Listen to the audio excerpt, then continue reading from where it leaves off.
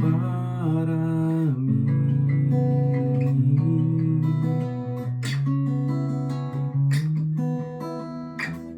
Creio que tu és a vida, creio que não há outro igual a ti. Jesus, eu preciso de ti, não há outro igual a ti. Shalom, meus irmãos. Como é bom poder compartilhar um pouco da palavra de Deus.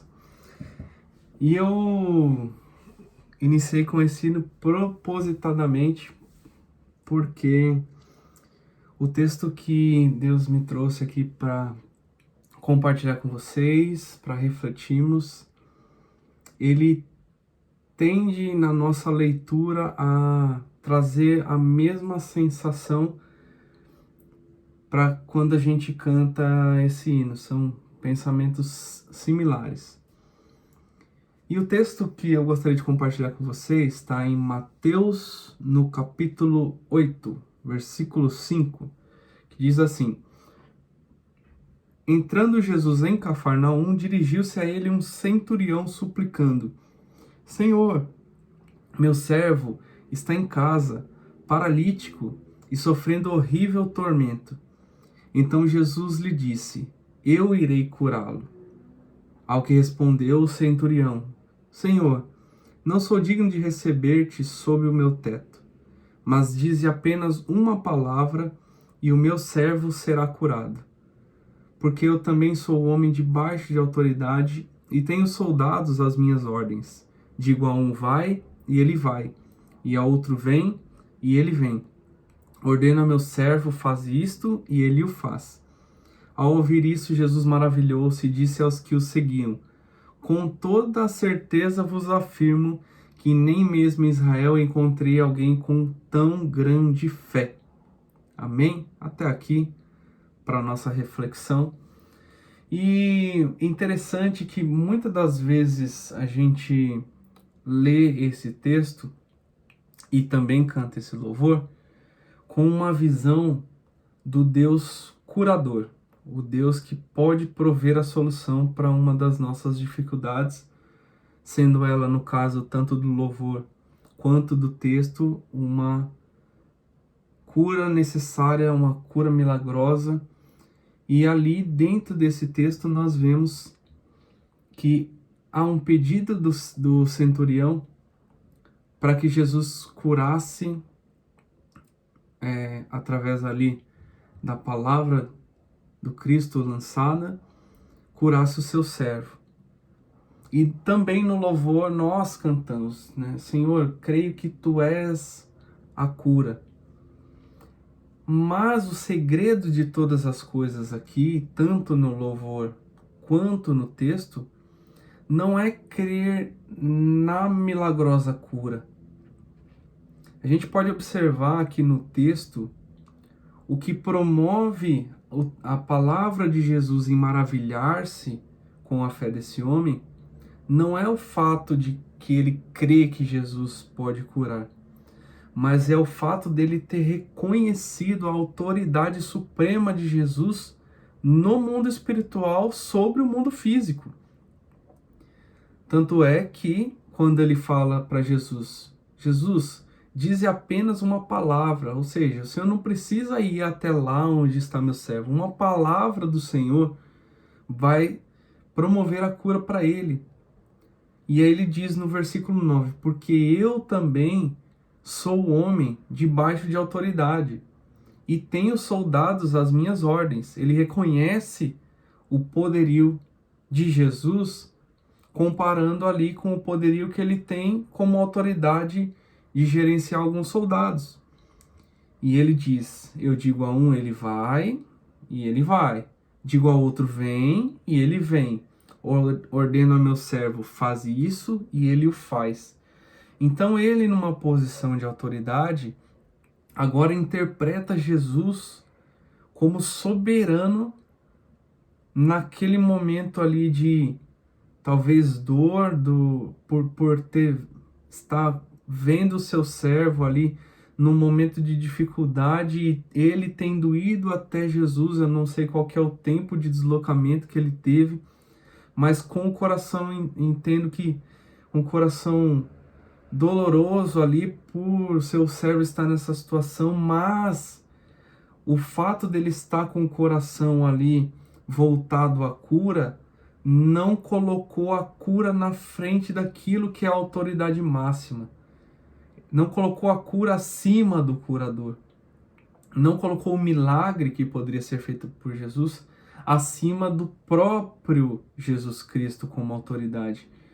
Então ele reconhece que Jesus tem autoridade, tem poder, e uma palavra dele lançada ali poderia impactar de uma forma sobrenatural a vida daquele homem, mesmo ele estando longe, aquele servo que estava ali paralítico e sofrendo tormentos.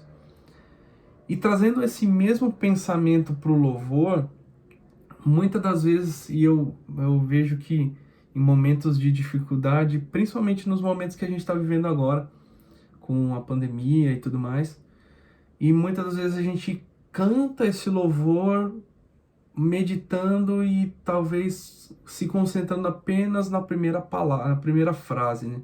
Senhor, eu creio que tu és a cura. Creio que tu és a cura. Mas o grande fundamento desse hino é o que vem na sequência. Creio que tu és a cura. Olha, creio que és tudo para mim. Olha só o reconhecimento. Senhor, eu creio que tu és a cura. Assim como o centurião. Eu creio que o Senhor pode curar. Mas eu, além disso, e muito mais além do que isso, eu creio que tu és tudo para mim. És tudo para minha vida. Creio que tu és a vida, né? A vida muito maior que a cura. Creio que não há outro igual a ti. Nós colocamos nesse louvor a, o poderio, a autoridade de Jesus numa condição que não se iguala somente ali à necessidade momentânea da cura. E eu gostaria de trazer esse devocional para que a gente repensasse, olhando esses dois contextos, tanto do texto de Mateus 8, a partir do verso 5, como do louvor que a gente costumeiramente canta na igreja, que não seja o nosso entender Deus só os momentos onde, na verdade, eu preciso de alguma coisa. Pode ser uma cura, pode ser um emprego, pode ser uma situação complicada, uma situação turbulenta, uma situação talvez aí no ponto de vista humano sem solução, mas que a gente entenda Jesus não como esse provedor de necessidades para suprir aquilo que eu preciso, mas que a gente vai entender Jesus Cristo como a autoridade máxima sobre todas as coisas. Que mesmo que a cura não acontecesse, ou como cantamos, talvez a cura não aconteça. Pode acontecer de nós orarmos e a vontade de Deus ser diferente da nossa. Mas isso não pode nos frustrar ao ponto de não reconhecermos que Jesus é a autoridade máxima na nossa vida. É a autoridade máxima na nossa casa, na nossa família, na nossa igreja, no nosso ministério de louvor, no nosso ministério de jovens, no nosso ministério qual a gente trabalha ou lidera e assim por diante. Jesus precisa ser colocado como Deus de fato nas nossas vidas, não apenas como a solução da cura ou a solução de um problema. Ele precisa ser reconhecido em nossas vidas, e digo isso no dia a dia, como a autoridade máxima do nosso pensamento, do nosso viver e principalmente do nosso adorar. Nós reconhecemos, Deus, que Tu és a cura. O Senhor pode curar, mas além disso, o Senhor é tudo para mim. O Senhor é aquilo que eu preciso, é a Tua presença que eu preciso.